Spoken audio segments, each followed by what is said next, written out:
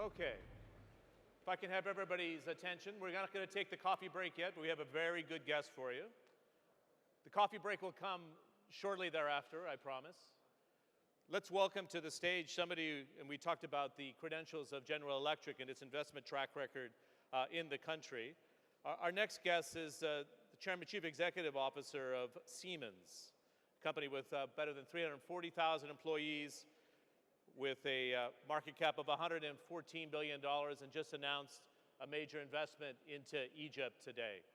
Let's give a warm welcome to Joe Kaeser, the CEO of Siemens of Germany.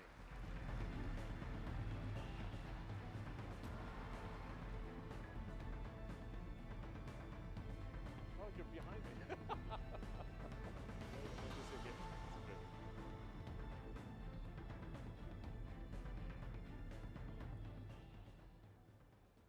Okay, if I can have everybody settle in. It's good to see you again. Thank you. Good to see you. It's been a long time. Yeah, it's been about a year, actually.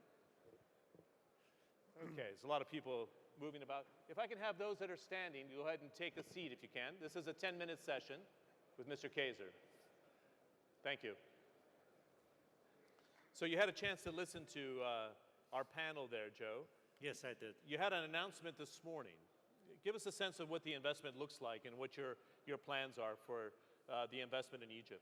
Well, first of all, I would like to congratulate President El-Sisi and the Egyptian people about a very, very great conference here in Sharm el-Sheikh.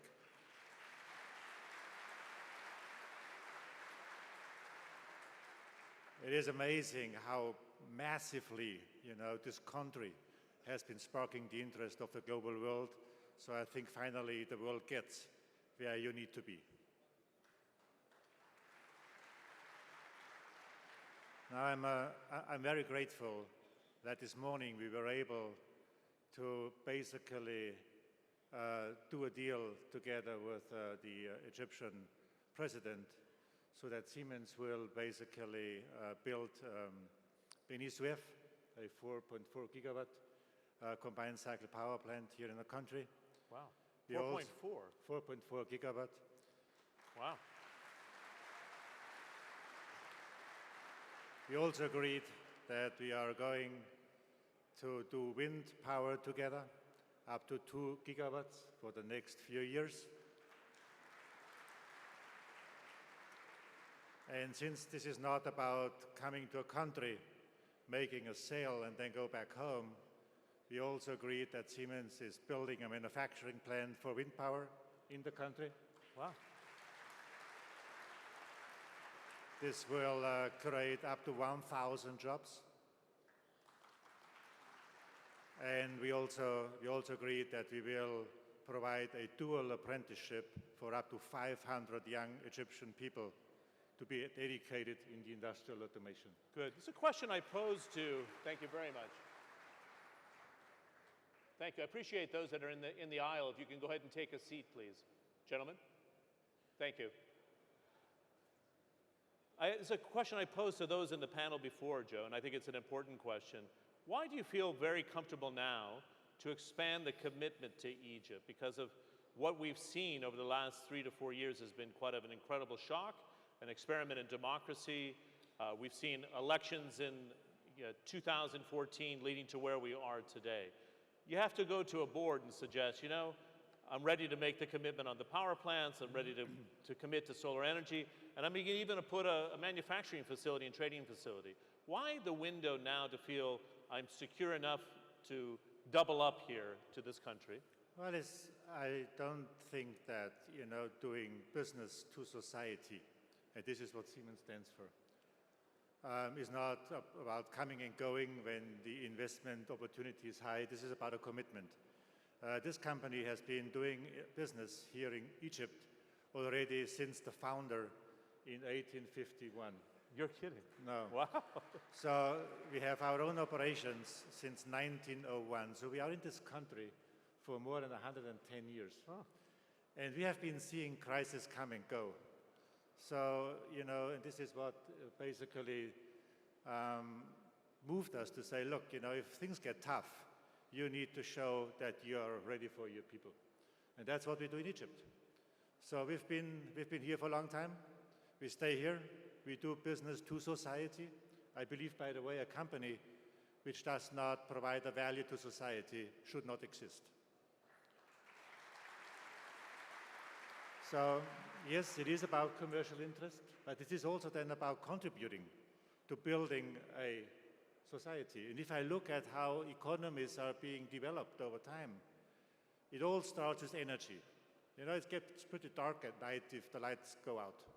So you need to build energy. It stabilizes the society. Then we build infrastructure, mobility.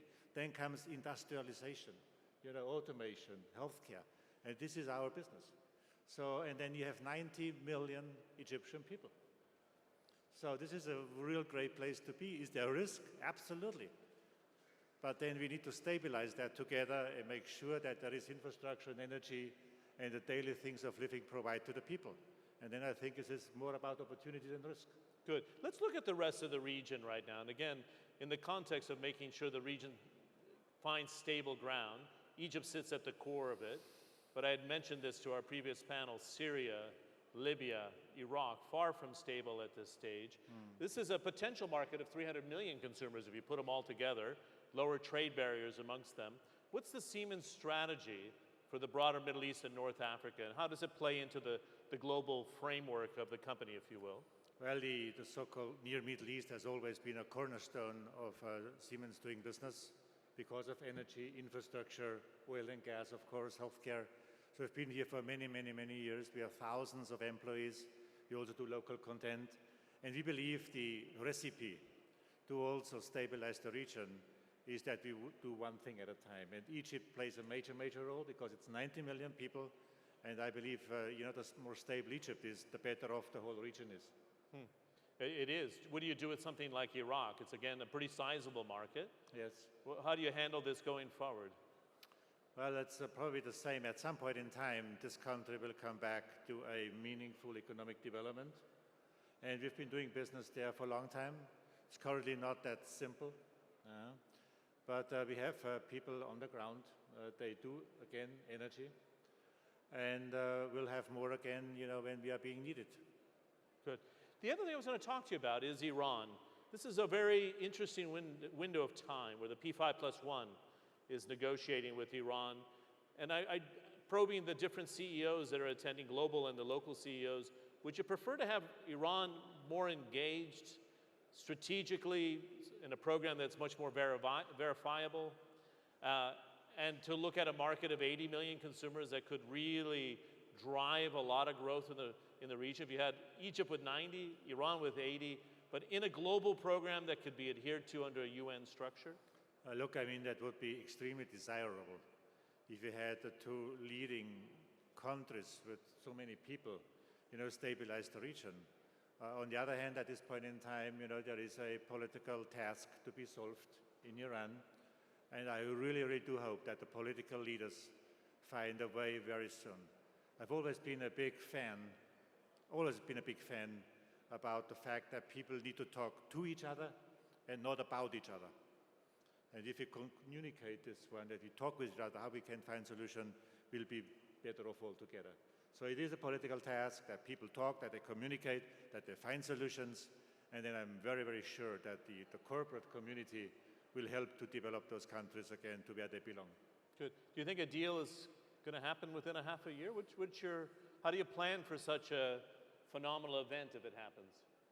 Well, again, I mean, we've known the region very, very well for many, many, many years. We've been doing business for a long time. Now we, of course, are also, you know, adhering to the regulation which have been imposed. But we know how to do it, so we are ready. If the global politics is ready, we are. Good. The other thing I wanted to talk to you about, and let's see, get your snapshot, because Siemens is a global player around the world. I'm sure this audience would like to have a better understanding of what's happening outside the region as well. Germany has always had a good trading relationship with Russia, for example. And it was amazing in 2013 at the St. Petersburg Forum, a forum of this sort of scale, Chancellor Merkel was there with Vladimir Putin, and there was going to be a re-engagement with Germany and the European Union and Russia. Almost 2 years later, it's gone horribly wrong in terms of, you know, EU-Russia relations, US-EU relations, and there's a kind of decision to move sanctions and not to bring each other to the bargaining table for resolution. How do you see it as a businessman, what's transpiring right now in Russia? Well, first of all, obviously a lot happened between 2013 and 2015. We have a situation now that there is a clear violation of international law. This is a fact. So this is something also where I believe it's important that we keep the dialogue going and make sure that everyone understands there are rules in life which need to be adhered to. That's the one thing. The other is, I strongly do believe that the European political leadership also needs to play a key role on bringing the nations together again and find solutions to the Ukrainian conflict. This is very important to Europe and the whole world in the end, because if you look at Europe and compare it with the superpowers, economic superpowers like the United States and also China, which I just heard was a developing country, but I also believe it's a very, very strong economic superpower. If Europe wants to be a meaningful third party to that, Europe needs to open itself to the East, to natural resources, to private and public investment, and of course also to technology. There's a lot of people in Europe and we need to take that opportunity, and that's why this is so important, that people talk to each other and not about each other. And then I'm sure we'll find solutions. Great. It's a... That's a market of 140 million consumers, Russia.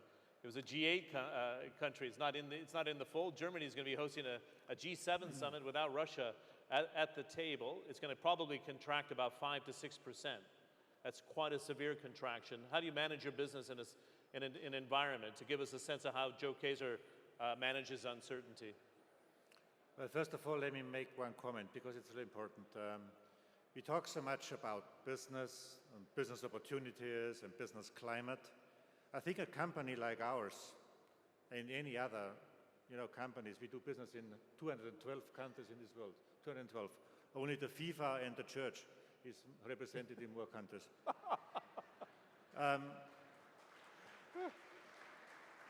We do business in so many countries, and I believe, and I'm a very strong belief, there is no business if there is no stable society.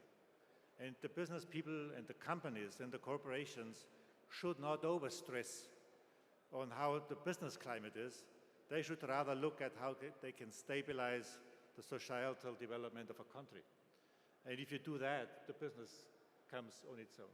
So how do we manage uncertainty? Well, obviously the future is uncertain. So you need to be flexible.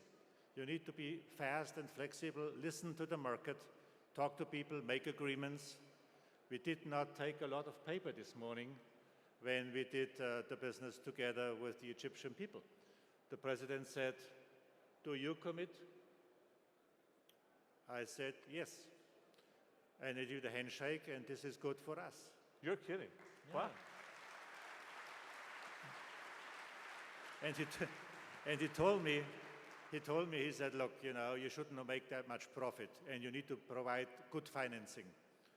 So we provided a 12 years financing for the whole project at less than 1.6% interest rate. Wow.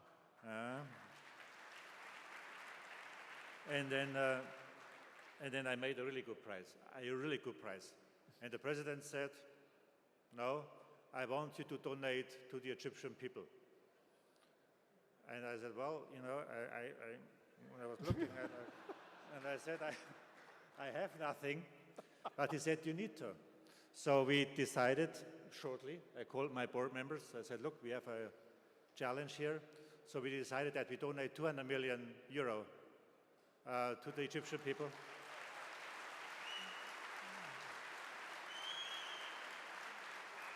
And that's how we manage uncertainty. And that's how we did it. So there's always a giving and a taking and a long-term relationship, and this is what matters in the end. And he's still smiling even after he gave away 200 million euros. That's pretty good. Yeah, well, you didn't know how much I was smiling before that. We give a warm round of applause for Joe Kaeser at Siemens. Thanks.